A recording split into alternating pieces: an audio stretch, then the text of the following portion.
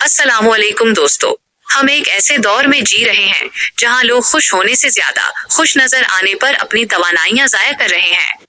हमने अपनी जिंदगी को एक ऐसी नुमाइशगाह बना दिया है जहां हर कोई दूसरे से बेहतर दिखने की दौड़ में लगा हुआ है। हम दूसरों को दिखाने के लिए वो चीजें खरीदते हैं जिनकी हमें जरूरत नहीं, और उन पैसों से खरीदते हैं जो हमारे पास है नहीं। क्या आपने कभी रुककर सोचा है कि उस दिखावे की दौड़ ने हमसे हमारा सुकून छीन लिया है?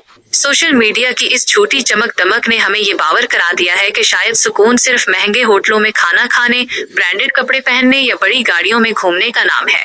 लेकिन हकीकत उसके बिल्कुल बरअक्स है। सुकून का ताल्लुक बाहर के हालात से नहीं बल्कि आपके अंदर की कैफियत से है। वो इंसान कितना ही गरीब क्यों ना हो, अगर उसका दिल अल्लाह की रजा पर मुतमईन है तो वो कायनात का सबसे अमीर इंसान है।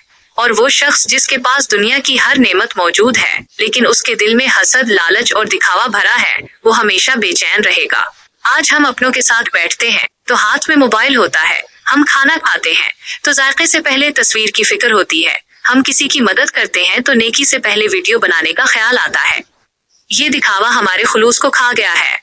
याद रखिए, लोग आपकी चमक दमक से मुतासिर तो हो सकते हैं, लेकिन वो आपसे मोहब्बत तभी करेंगे जब आपके अंदर सादगी और सच्चाई होगी। हकीकी खुशी बांटने में है, दिखाने में नहीं। आए आज से एक वादा करें कि हम अपनी जिंदगी दूसरों के मेयार के मुताबिक नहीं बल्कि अपनी जरूरत और सुकून के मुताबिक गुजारेंगे। अपनी चादर देखकर पांव फैलाना सीखें और अल्लाह की दी हुई छोटी छोटी नेमतों पर शुक्र करना शुरू करें। जिस दिन आपने दूसरों के सामने खुद को बड़ा साबित करना छोड़ दिया, उसी दिन से आपके दिल को वो सुकून मिलना शुरू हो जाएगा जिसकी तलाश में आप बरसों से भटक रहे हैं। अल्लाह हमें दिखावे की बीमारी से बचाए और हमारे दिलों को इत्मीनान नसीब फरमाए। आमीन। थंबनेल